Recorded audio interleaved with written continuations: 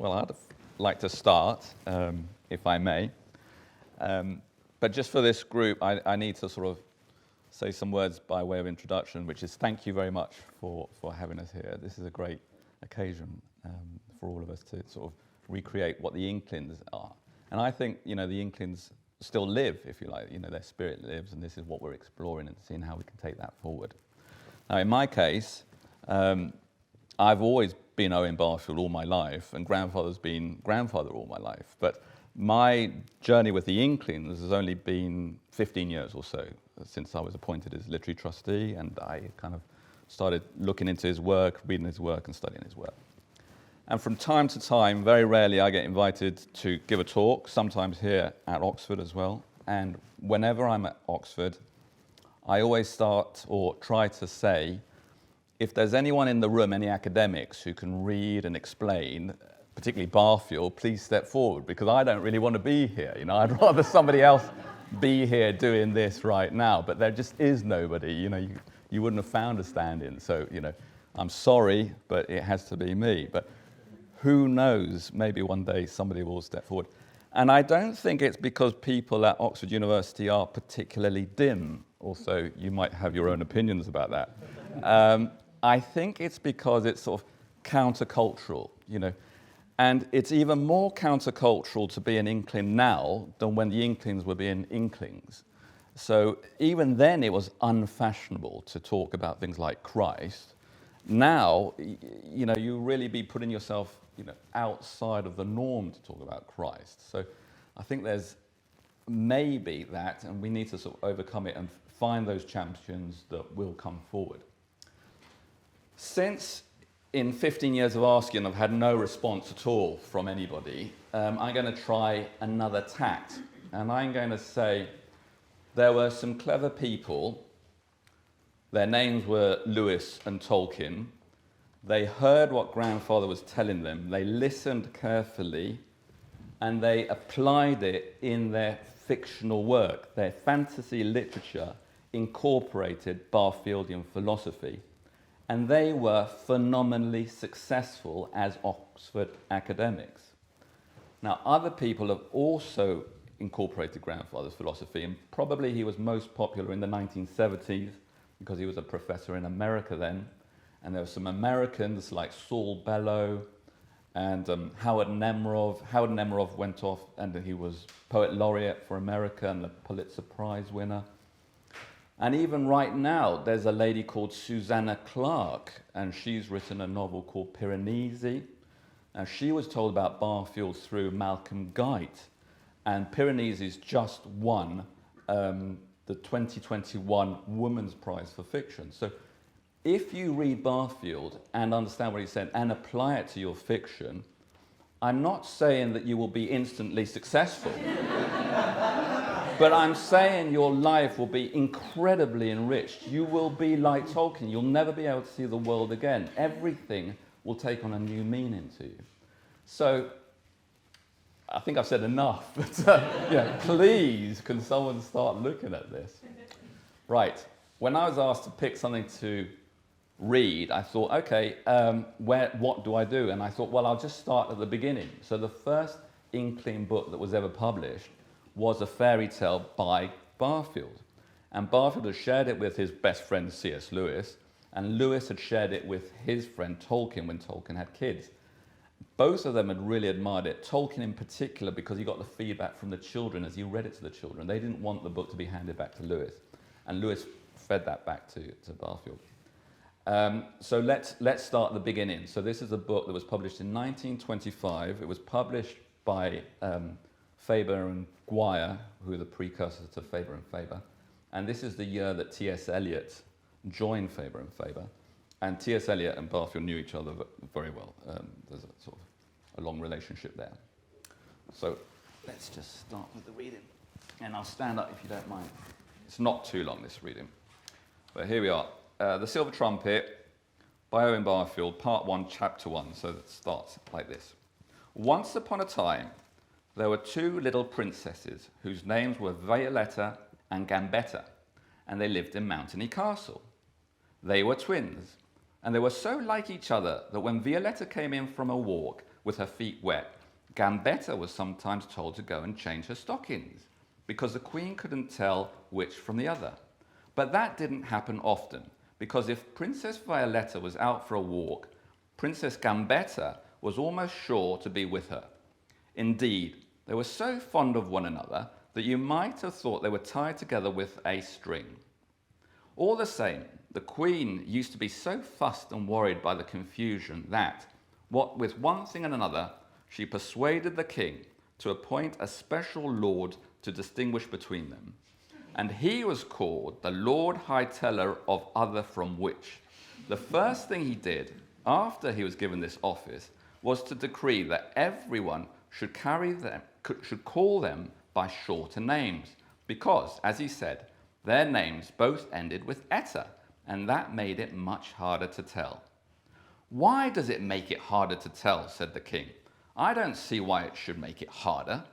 "Never mind why, your majesty," the Lord High Teller replied firmly, "but it does." "Very well," said his majesty. "I think you are rather a fool, but I will do as you say, and I will see that my subjects do as you say, because this is your job and not mine." And he went off hunting. So after that, one of the sisters was called Princess Violet, and the other was called Princess Gamboy. Now, as it happens, the Lord High Teller, the other from which, was not a fool at all, but a very wise man. And he had noticed something about the two little princesses, which nobody else had noticed. Moreover, he knew a great deal about the magic power of names, for soon after he had given them these new names, everybody else began to notice the same thing too. And before very long, it was the rarest thing in the world for anybody about the court to mistake one for the other. But first, you must know how it came about that these two princesses were so much alike, even after they were quite tall girls.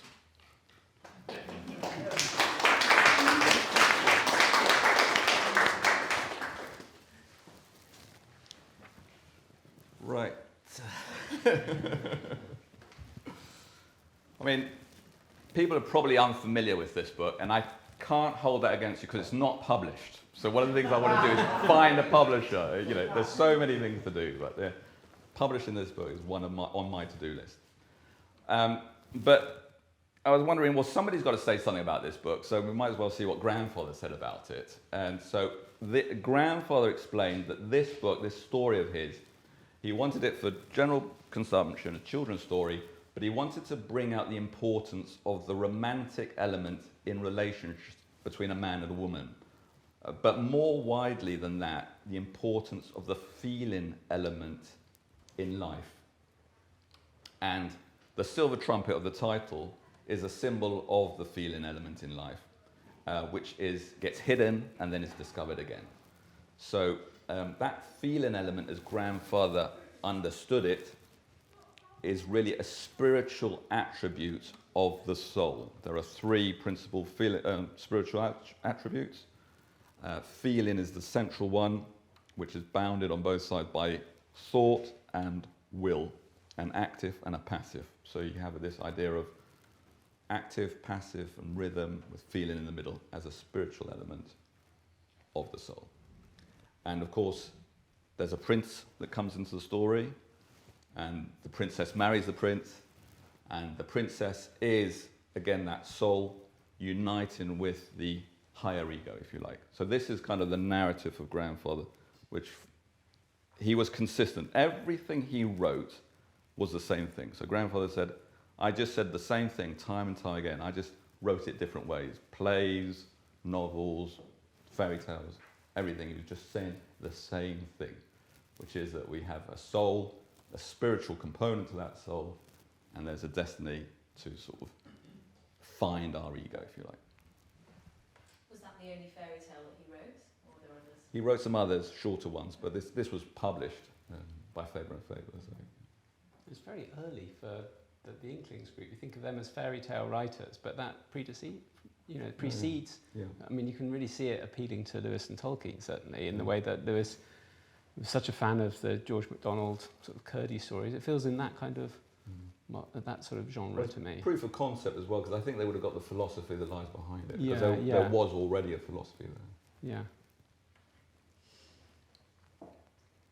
And the idea of two indistinguishable twins with similar names also makes me think of The Horse and His Boy.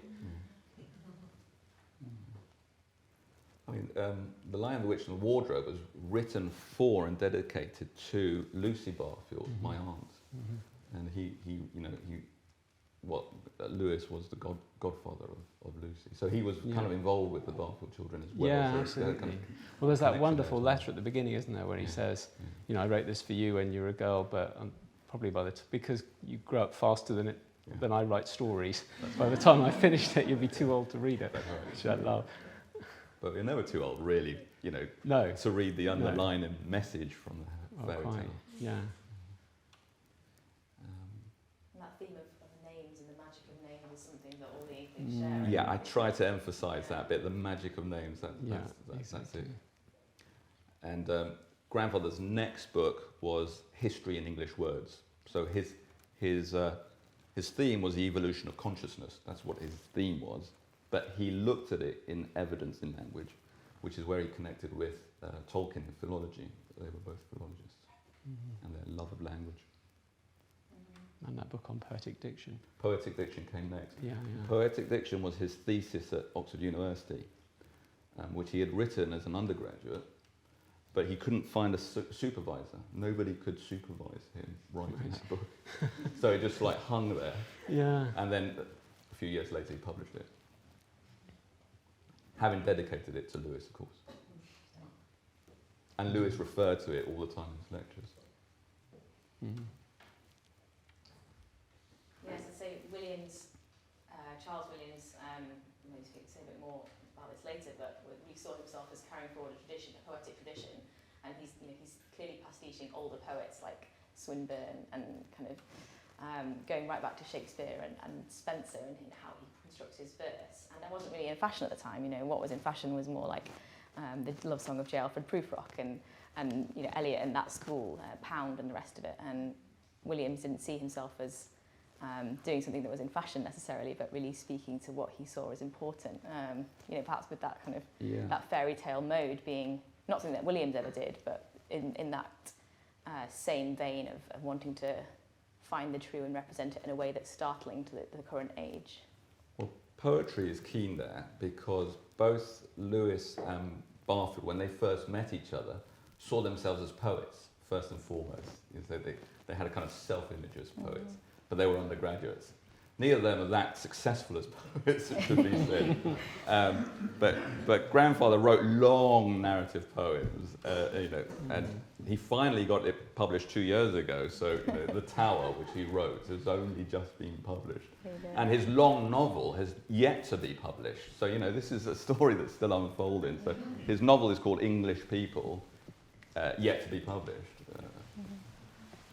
So there we have it. But they were introduced together as, oh, you two are poets, you'll get on, kind of thing. And they kind of did.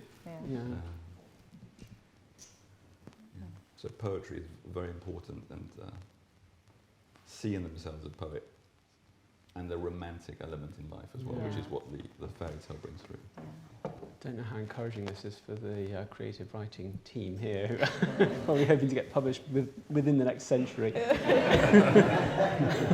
I'm just saying, you have to take a long view. I mean, grandfather always said that, well, I don't know if he always said it, he told me once. So it was 1985 and I was helping pack up some stuff because he was moving from one place to another.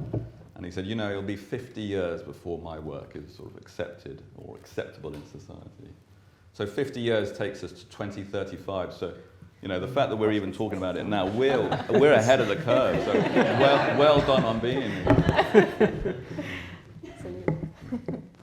But I think he was right. He was right about a lot of things, and I think he was right about that too. The society is just not yet ready to hear what he was saying. A few intelligent people could pick it up, like Lewis and Tolkien, and they could incorporate it in the word. And I always thought that Lewis was a sort of signpost to Tolkien, that they worked on that level, that Lewis was writing for a contemporary audience then, and through Lewis they'll find Barfield. But if you know Barfield and then read back Lewis, as I've started to do, you know, it's incredible the sort of richness that you can get out of Lewis, because you're sort of reading back and you're seeing so much more of what he's saying, knowing what Barfield was saying. Yeah, because they were talking together all the time. Because they were like talking this whole together, group, yeah. And that's just starting to emerge. So there's a sort of C.S. Lewis scholar who just on Facebook, I noticed, made a remark, and he said, when Lewis talks about language and magic in that hideous strength, that book, The Hideous Strength, he's dripping with Barfield. So, I mean, that was last week. He stuck that on Facebook. Yeah. Not that anyone reads Facebook, but still. I'm just trying to show that people are starting to become aware of it. So, if you want to say something original about C.S. Lewis, and over dinner we were discussing how many books we think have been published by C.S. Lewis, on C.S. Lewis, and the consensus was around 10,000 books have been written about him. If you want to say something new, read Barfield and then talk about Lewis. I've got another little note that I wrote to myself, which is, people were saying, well, who is Barfield? Who is this boy? You know, what is he? He's really the Inkling to the Inklings. It's like a sort of a catchphrase, if you like. So he was not only the first and last Inkling, but he was the Inkling's Inkling. And in a way that refers to kind of the apostle's apostle, Mary Magdalene. She's sort of in the background, hidden, doesn't get a prominent role, but you know, so much there, so much presence, so important, bringing in an element that would otherwise be missing. So I quite like that phrase as well. If anyone's got something else to say relating to that fairy tale or fairy tales in general, speak now, because otherwise we'll move on to our next Inkling, which, Colin, is you representing Tolkien?